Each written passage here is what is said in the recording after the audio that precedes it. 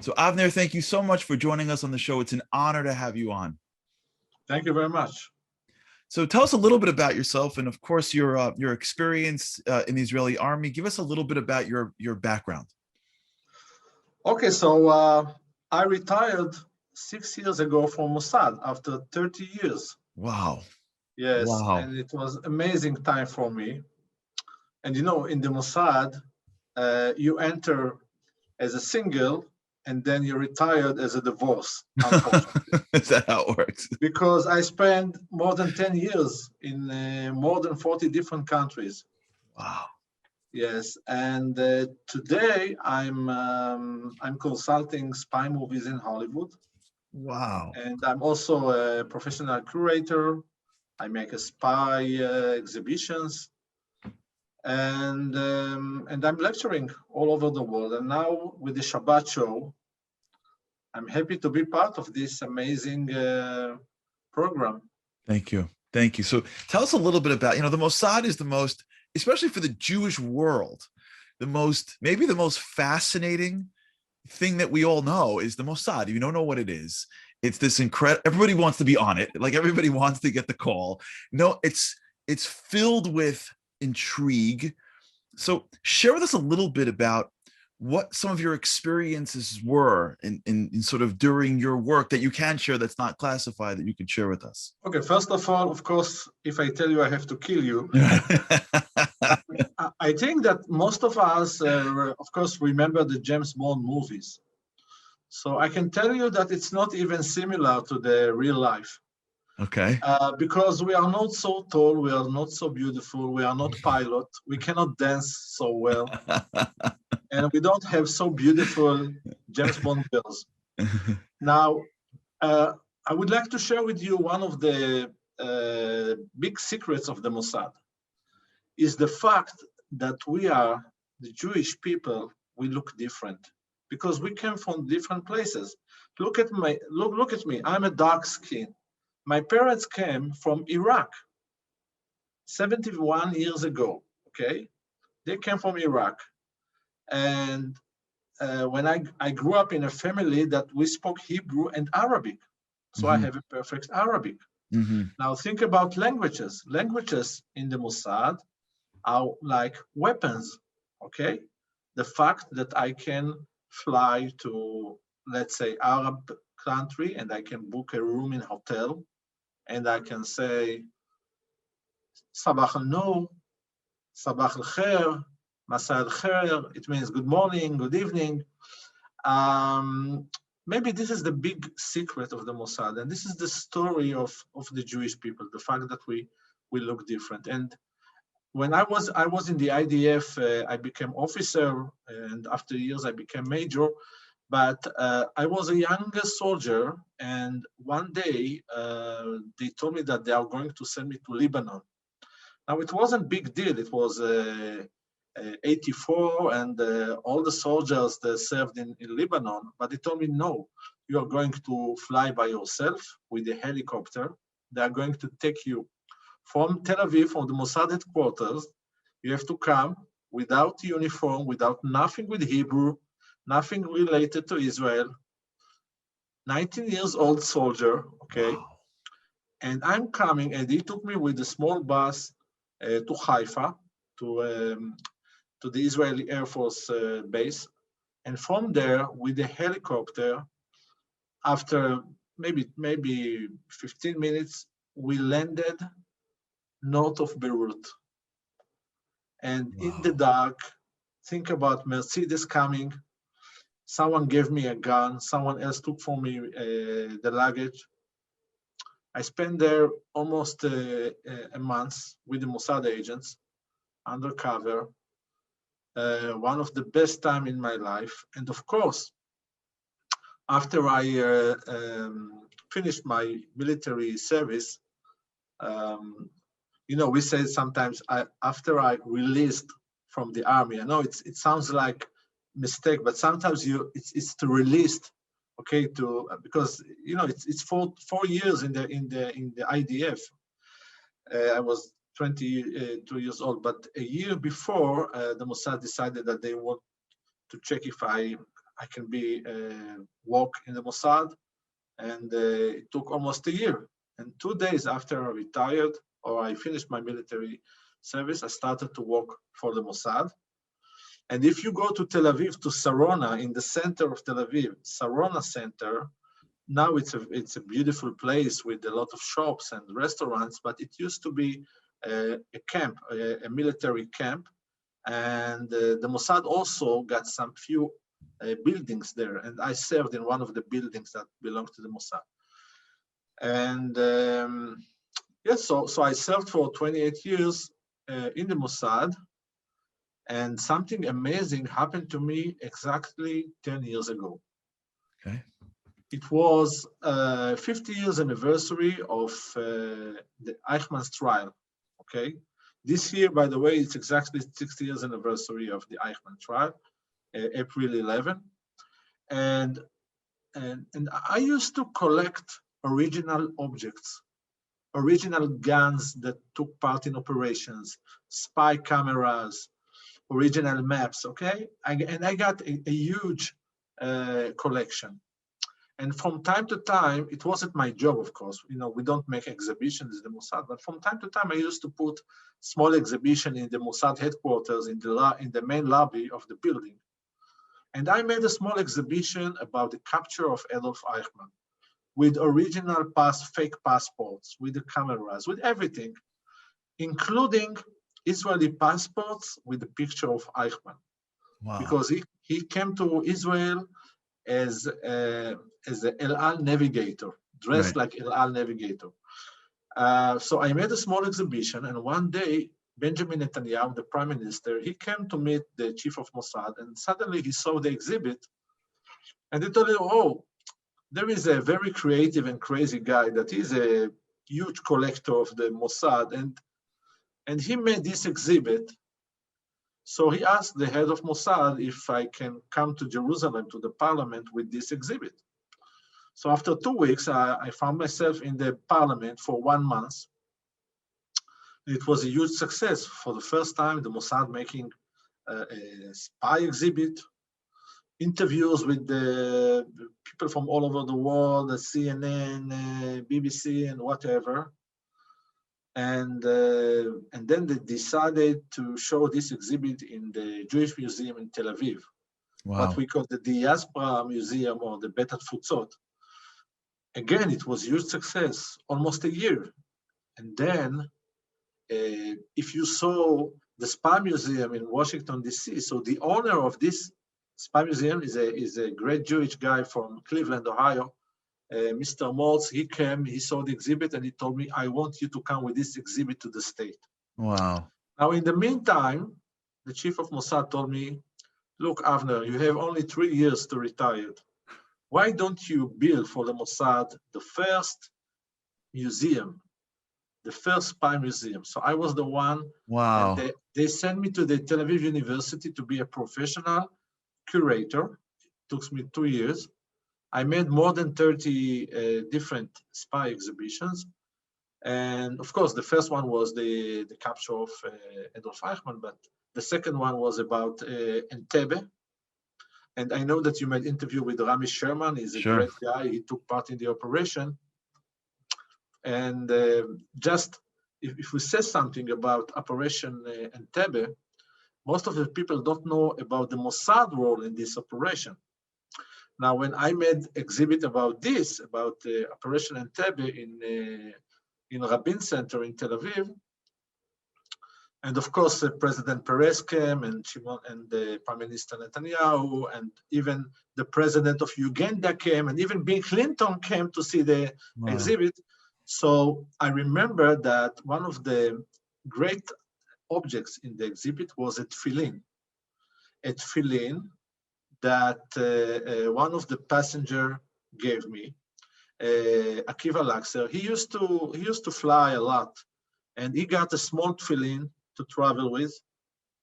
And he told me that when they made the selection between the Jews and non-Jews and the Israelis and non-Israelis, and they moved all of them to the second room, they asked him to open his handbag, and they saw the tefillin. And they told him, is it a communication system? He said, yes, Wow. I communicate with God every day, not every day, not in Saturday. Then he told me that all the hostages prayed with this tefillin. I think it's a Wow. great story. Okay, Oh yeah. and by the way, there is a lot of small stories about him because he didn't touch the meat that the Ugandien gave to the hostages because it's not kosher. So he was maybe one of the only people that didn't get sick or diarrhea. So he was Wow. the one that helped everybody. So anyway, it was about Entebbe. But if we go back to Eichmann, we made a huge exhibition about like 6,000 square feet about the capture of Adolf Eichmann. But in Israel, it's enough to say the capture of Eichmann. But when you come to the state, you have to start from the beginning. You have to Yeah. talk about the Nazis and the war and the final Sure. solution and the camps. And even after the war, what happened with the Nazis? Most of them escaped to South Yeah. America and Argentina, of course. And at the end of the day, the last part of the exhibit was a very, very great idea to make interviews with the Holocaust survivors that came by Sure. themselves to the state, and now they have huge families. Let, Okay? let me ask you a question because as you're talking, my head is spinning. Yes. I want to go back to what you said earlier a little bit and then build on what you're saying, which is fascinating. And I think we'd love to see this exhibit. You know, you mentioned that you were 19 years old and they send you to Beirut, north of Beirut. That No. place is close to me because my parents come from Syria through Beirut. So my father's side. So when you say they dropped me in Beirut at 19, and that was the greatest time, what dawns in my head immediately is, how are you able to deal with the pressure? Aren't you alone in a enemy country? When you go around for the Mossad for all the years that you were there, and you're alone in a hotel room, or you're doing whatever you're doing in your job, right? Your job doesn't sit, I don't think, by the pool, right? You were doing, what's going on in your mind? Is it fear? Is it like, how do you get through the fact that you're alone, basically in enemy territory, doing work that's putting you at risk constantly? How does that work? Well, I think that I didn't have any fear because I was too stupid and young. And I stayed in a very fancy villa, okay, undercover, and we got a special connection. By the way, after years, we found out that it was not so good connection with them, but we got a special connection, a secret connections with the local Christian. We supported them and we helped them, and so that's why I was a guest of the local Secret Service. Okay, Mhm. and yes, it was amazing. It was a great time for me. And when you're involved in all the years that you were doing, your work, um, if to the rest of the world it's so mysterious. Yes, we always, like, I've seen the Eichmann movies 50 times. Like, I've seen Entebbe. Like, all we have is the movies, and in the movies it's always dramatic, and it's always in this process. um how does the Mossad, like, I guess you can't share this all the secrets, obviously, but to us it's shocking how you guys know everything. You know what I'm saying? Like, how does that happen? That, we're right now living at a time that we can almost assume that the Mossad is very helpful in Iran. We can almost assume that what's taking place in Gaza isn't because they happen to know where everything is. Like, anytime something happens and Israel seems to have an advantage, we always assume that there was this enormous amount of pre-work that was done by spies. What's the process? How does it work? Do you whatever you can share? I mean, obviously, but Okay, like, so first of all, before the COVID-19, I traveled in the stage for 4 years and I was in the biggest Holocaust museums. And I was, for example, in Manhattan in the Jewish Heritage Museum for half a year. And we were also in New Orleans in the World War II National Museum. By the way, this shirt is from there. It's a lovely shirt with plants, a lot of plants. It's a New Orleans shirt. I can see it. So it was in a different 9 big museums. And I must share with you something about Syria, because unfortunately, I think it was 2 weeks ago, the chief rabbi of Damascus, Rabbi Hamra, passed away. And I made an exhibition about how the Mossad smuggled the Jews from Syria, and I met him. And I know he got family also in New York. Mm-hmm. And I remember that when I made my research, first of all, the Mossad used to smuggle the Jewish families every Friday evening. Friday evening, the Syrian knew that the Jewish community don't do anything. They stay at home. So they asked them to leave everything. Everything. You cannot take with you anything. You leave the food, you leave everything. And you take the core of the family, okay? The father, the mother, the kids, and you disappear. A Mossad agent coming and take you, okay? Wow. And they smuggle them through the border with Turkey, okay? It's a long story for the next time. But there is a lot of stories that I can share with you. But for example, if we talk about the capture of Adolf Eichmann, it was a love story between a half-Jewish girl and Eichmann's son.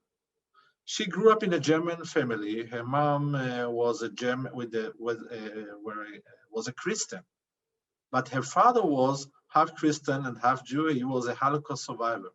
Wow. Okay. Now she went to a German film festival and she met a guy, and she started dating with him. And he told her, "My name is Nicholas Eichmann." The reason is because Eichmann escaped on 1950. He came with a fake passport. By the way, he got his fake passport from the Vatican. And the family joined him after 2 years, and they decided to keep the name Eichmann. And you know that during the war, Eichmann said, we have to kill first the Jewish kids, because this is the next generation. We have to kill the kids before. And the fact that we could capture him was because of his son, and his son decided to carry the name Eichmann. Okay? Wow. And it's a very nice story. By the way, if you saw in Netflix the Operation Finale movie, this is one of the movies that I was a Mossad consultant. Oh wow. And in every movie, by the way, I'm playing cameo, so you can try to find me. Okay. In 2 different scenes. And I'm also the owner of a bar. You will see in Hebrew, Avner's Bar. Now, it was important for me. It was a great time to be in Argentina for 2 months with the Sir Ben Kingsley and Oscar Isaac and Leo Raz and all the famous actors. But it was important for me to take care about the credibility of the movie. Right. For example, they asked me, for the Holocaust survivor, they asked me for the number. And they asked me just to make a random number. And I said, no way, we are going to use a real number. Yeah. And they told me, we need a contract for this. Okay, I will bring you a contract from the family. So the number that you see in the movie is a real number related to a Holocaust survivor from Hungary. Wow. And as you know, there is a big connection between Eichmann and the Jewish community in Hungary. He was responsible of killing most of the Jewish community in Hungary. And in the actual Eichmann story, the actual story that took place. Yes. How long did it take for the whole story to develop? When the Mossad sent its agents down, what were they doing? How did it? How long was that operation? And usually, Netflix, it takes less than 2 hours. But how? Okay, so I tell you, I'm sure you remember after September 11 that many people saw bin Laden every day. I believe that the CIA got more than 100 messages from all over the world that someone saw bin Laden. I Right, think until today, there is people that send a message that they saw bin Laden walking in the street. right, Now, think about the Mossad. Thousands of information from all over the world about Nazis. You cannot handle with this. You cannot send agent to check all this information. So our story, the love story was 3 years before, on 57, 3 years before the capture. And then the father decided to send a letter to Germany, to the Jewish prosecutor, and the Jewish prosecutor, Fritz Bauer, forwarded this to Israel, and he came to Israel with this information. But the Mossad didn't send a real agent. They asked a policeman, a high-rank officer that came to Argentina for a conference, if he can go to the neighborhood and check the address. And then he said, no, no way, it's a poor neighborhood. I don't believe Eichmann is there. Only after 3 years, the Mossad sent Aharoni by himself, and he came with the Leica camera, and he needed to develop the picture in a regular Photoshop, by the way. It's very funny, you send a spy and he cannot develop the picture, and try to explain to the young generation what does it mean to develop picture and why we need to wait 2 weeks and why after 2 weeks we lost all the pictures. So this agent came back with the pictures of Eichmann, and the Mossad compare the shape of the ear, of the left ear. They took pictures from the World War II, and the new pictures that Aharoni brought with him to Israel, and they found that it's the same person. wow, And then they decided to send all the 11 agents. And I must say something about the 11 agents. In the movie, when we shot the scene, think about passengers coming from the airport, so they all have luggage, okay? So they made all of them coming with Air France, with the tag of Air France to each one of the suitcases. And I told the director, look, it doesn't make sense that you send all of them in the same day, in the same flight, and all of them coming with Air France. I mean, I'm sure maybe you want a discount, but you don't send all the agents together. It doesn't make sense. And you know why? Because the agents came from different places. They grew up in Berlin and Romania and Austria, and one of them grew up in Israel. So this is the story of the Jewish people, and you very have to good, think right? about this. Yeah, So they told me, Avner, it's too late. We don't have tags for the. I told them, no problem. Let's go to eBay. There is people that collect these tags. And they told me, no, but it will take time to buy it. I told them, you don't have to buy, just print it out and let's produce right. a fake, old-fashioned tags to the suitcases. Wow. This is so fascinating, and I thank you so much for it, and there's so much more to talk about, but I want to be respectful for your time, and I hope we get to stay in touch, and we get to have you back on again. We thank you for your service for all these years in ways that no one will ever know, and in many ways that's the highest level of service. They say the highest thing that you can do is to be able to do something good for someone else and nobody knows. So much of your life are things that no one will ever really know. And so we thank you. We're honored that you're on, and we thank you for what you've done and what you do for the Jewish people. Thank you very much. And big love from Israel. Thank you. Okay, Avner, that was wonderful. Thank you so much. Thank you. How do we stay in touch with you, if that's okay? We'd love to With send you what we're Nov. doing. With Hmm? Nov. Okay, Our perfect. CEO is Nov. And by the way, he's my son. Perfect. We'll talk, we'll go through, we'll ask Nov how to get in touch with you, and we'd love to do more things. Yes, I have a lot of things. Let me show you something, okay? Sure. Do you know this hat? It looks very familiar. Yeah, this is a typical old Israeli Right. hat, and we call it kova tembel, okay? Okay. Now, this funny hat is original hat that took part in Operation Entebbe. Okay. And the reason is because because Rami and all the other soldiers from the commander unit came dressed like Ugandan army. Oh, wow. Okay. Now they couldn't recognize each other, and they thought that maybe they will see a real Ugandan soldier and they can kill each other. So they decided to use this funny hat when they start the operation. Everybody, and if you ask the hostages, they will tell you that they saw angels. That's the reason that they saw angels. Wow. Beautiful. A great And this story. is, and the second story is this. This is the Mishnayot book, okay? A Mishnayot. And one day I went to a restaurant, and when I get back from the restaurant, I saw this in the street. And I said, no way this holy book will be in the street. You know, I'm going to take it to the synagogue, to Gniza or whatever. And I took it home, and it was in my place for a while. And then I got an email from Hollywood. Avner, when you are coming to Argentina, please, can you bring with you a Torah book? Because we need it to the courtroom. The Eichmann's courtroom, we need a Torah book.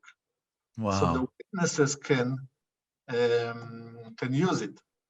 So I flew with this book, and I came to the set, and it's part of the movie. Wow, it's great. Now it's part of my collection. Great. It's great. Wonderful. Okay. Thank you so much. Looking forward to being in touch, and we thank you for all that you do. Send regards to Nov, because he's tell him that it was he's all the time. You know, he's the manager. I don't want to. I'm his father, but I don't want to do, you know, father and son. I got it. Tell him it was good. Okay. Thank you very much. Thank you. Have a sure great we day. will meet again. Looking forward to it. Thank you. Thanks so much for watching. For more content, like and subscribe, and be sure to tune in live every Thursday at 8 p.m. Eastern at theshabbatshow.com or right here on YouTube.